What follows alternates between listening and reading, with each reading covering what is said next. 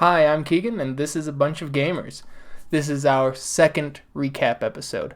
I will be covering the episodes 1, which doesn't have a chapter title in our upload, but I have Strangers in a Strange Sept in my notes, episode 2, Lost Pup, and episode 3, Sept of the Tranquil Swamp.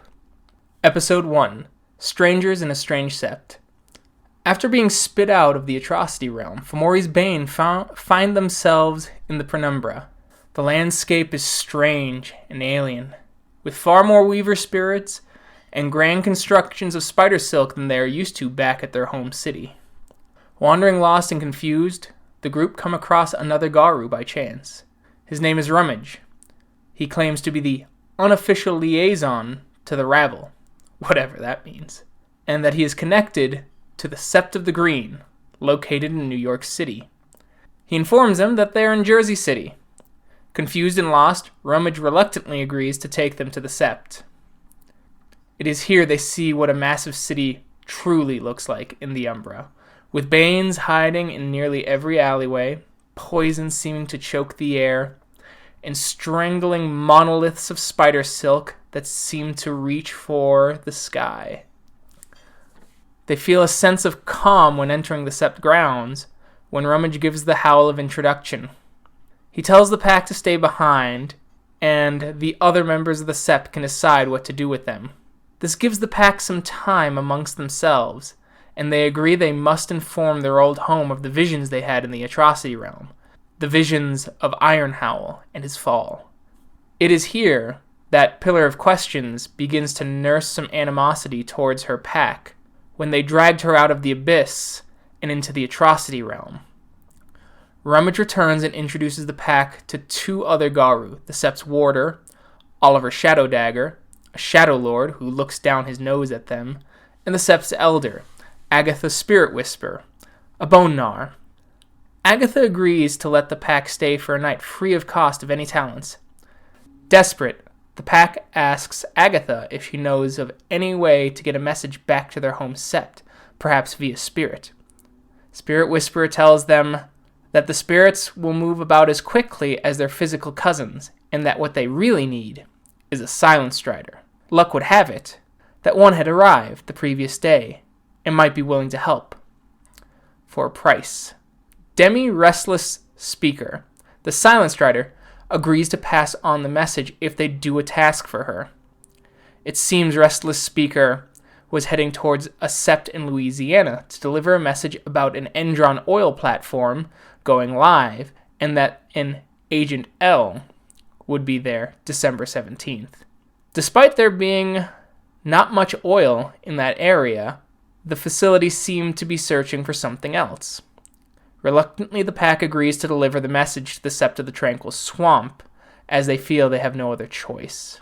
Before Restless Speaker leaves, Pillar of Question asks what it means to be a Garu, and more specifically, what does it mean to be a Ragabash? Restless Speaker answers her honestly, and Pillar of Questions finds it useful. She thanks the older Garu and wishes her well upon her journey. Feeling a bit more confident, but still confused about her place in Garu society and the anger she feels towards her kind, Pillar of Questions continues on. After some rest and discussion with Fury's Song, the pack sets out for the Tranquil Swamp. Only able to pay for a single moon bridge jump, the pack is sent south towards Virginia, but it is not nearly far enough for the journey. They would have to discover the rest of the way on their own. Episode 2. The Lost Pup. The pack continues to move south after several days, entering Georgia and finding a nearby city in the Umbra. They are confronted by a weaver spirit who informs them something has put the humans on edge, and it seems related to the Garu. It in fact insinuates that they might be responsible. The pack assures the spirit that they are not responsible and they simply wish to continue southward, wanting to accomplish their promise as quickly as possible so that the Black Furies of the Tranquil Swamp can adequately use the information they have.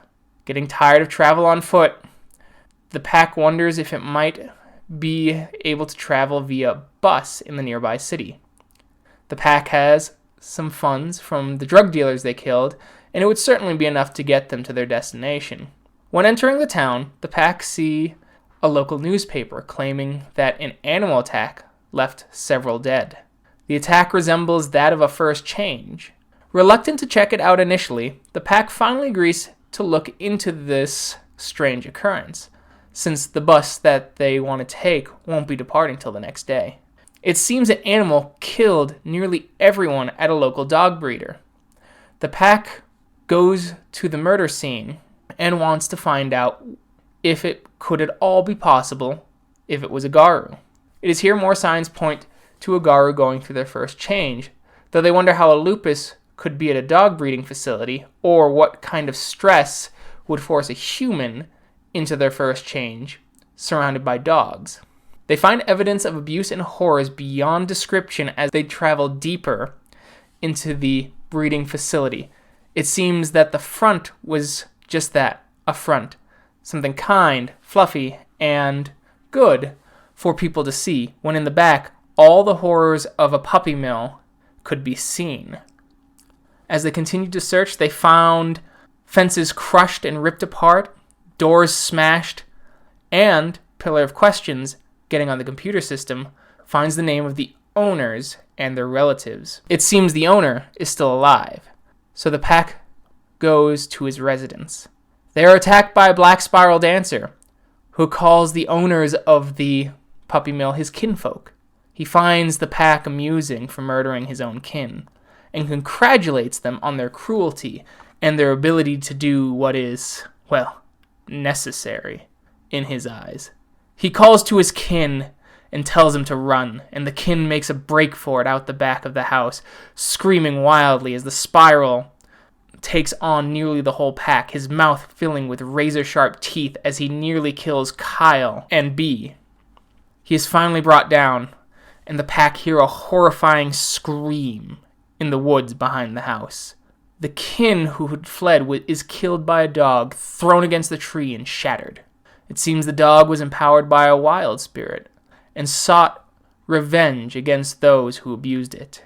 Sharing a knowing glance, the pack parts ways and heads back into the town to catch a bus. Episode 3, The Sept of the Tranquil Swamp. The pack finally arrives in Louisiana after an excruciatingly long bus ride that threatens frenzy for several of them.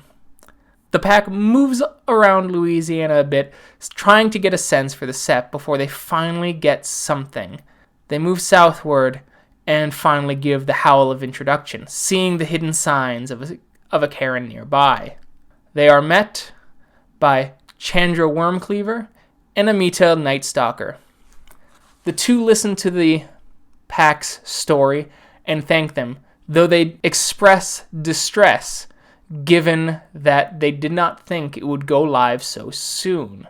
The pack expresses interest in joining them for the raid against Endron, anything to help. And one of them scoffs. "You're only Clea. We need real warriors." The pack claim to be real warriors and say that they are willing to prove themselves. And so a test is proposed. The pack will be allowed to join the raid and stay free of charge and their cairn if they can find the cairn proper by sundown. The pack agree and begin their journey. The Sept of the Tranquil Swamp is a labyrinth of paths that pass through the physical world and the Umbra, as the pack must find openings in the swamp, swim through underwater caves, and pop out the other side as they jump in and out of the Umbra before being confronted by some sort of living tree in the physical world. The pack is, however, able to solve this puzzle, and they are able to arrive within their allotted time. Impressed, the Furies allow them to stay for the coming mission. The pack is allowed to stay and recover, and it is here that Episode 3 ends. The story is continued and can be heard on Episode 4, Agent L. Thank you to everyone who listened.